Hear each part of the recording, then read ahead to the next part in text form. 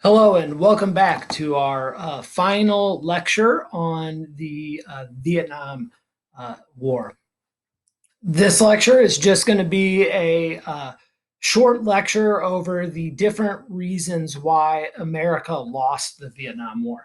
I think, there's a lot of people out there, revisionists out there, that want to talk about, America didn't really lose the war. We always were able to kill more of the enemy than they killed of us, and that essentially we left. And, it's not really a loss. It's something different.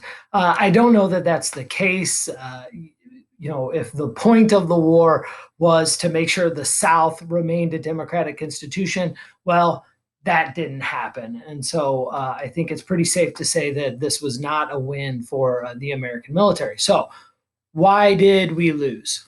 Well, number one, we underestimated the North Vietnamese, the NLF, the VC, and the North Vietnamese army.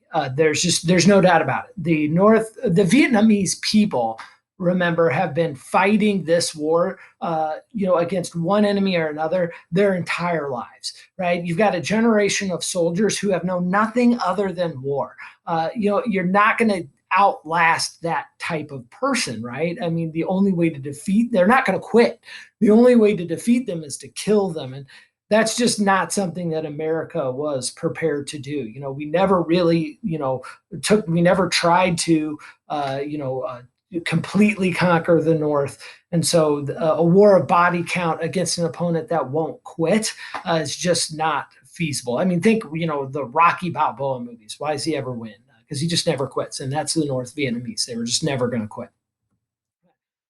Two, Americans really couldn't stop the North from supplying the South because of the Ho Chi Minh Trail, and because we were unwilling to invade Cambodia and Laos for any long portion of time.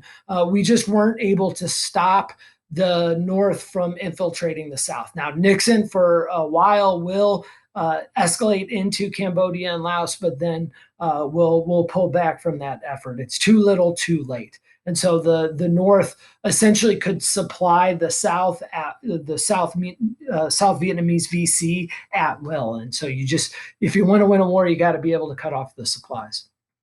Number three, the North was unified. It was a people's war, and they believed in the cause, and the Americans didn't. At first we did. There was this sense of we have to stop communism. We have to protect the freedom of the people in the South. But as the Southerners' leadership fell apart, we realized that they weren't necessarily great people. The leadership in the South, and America, started to lose its sense of unity. The college protests and just all of that. We weren't united, and our enemy was. All right. Reason number four, again, it has to do with the same thing. By 1970, the anti-war movement, the peace movement, was just too prevalent in society. And like I've said in previous lectures, the only way to really defeat the American military, because it is so ridiculously dominant, is to not defeat us on the battlefield. It's to destroy our civilian population's will to fight. And that's what happened. The American people turned against the war. And as soon as they started to turn against the war, well, I should say, the media and the college campuses turned against the war.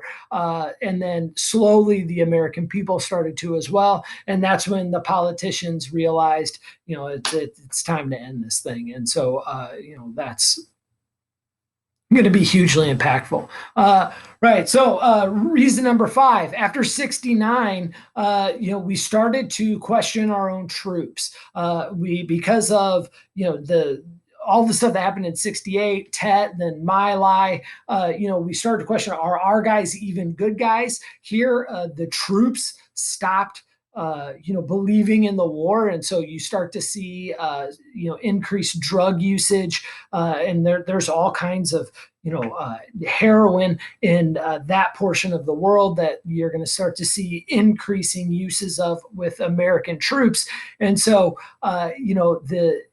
the soldiers started to lose the ability to fight. You're going to see soldiers with peace signs on their helmets. There's no way the military would ever allow that level of lack of discipline in their ranks today, but it was just a thing that they really couldn't stop. And so the soldiers showed up.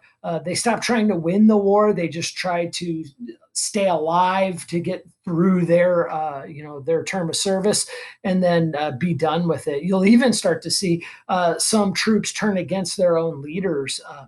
Frag their own leaders that they thought were making too risky of choices, because they weren't out there to win.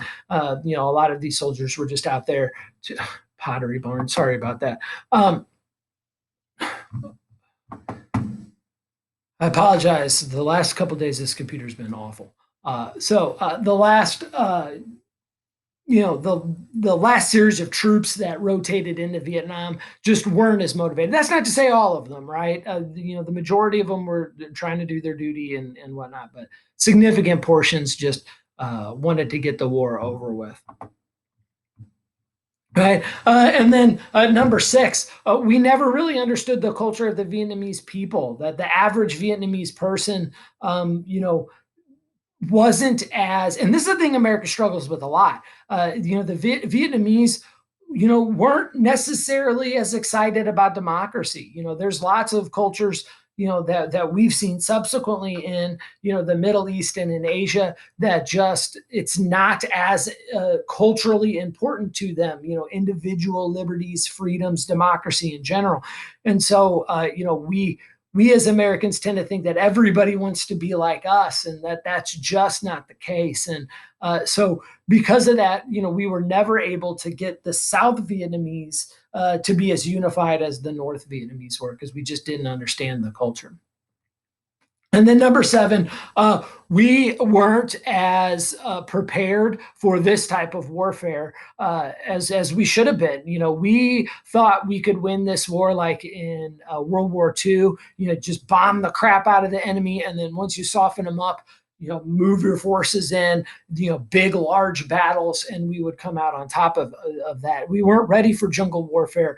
We weren't ready for guerrilla style tactics, and we weren't ready to lose the numbers that we lose in this war. We thought it would be a piece of cake. Now we should have known better. The Korean War is a good example, but there's striking differences between the Korean War and the Vietnam War. The Korean War, you can chalk that tie, because that was essentially a tie, up to MacArthur being overly aggressive. And so you can really,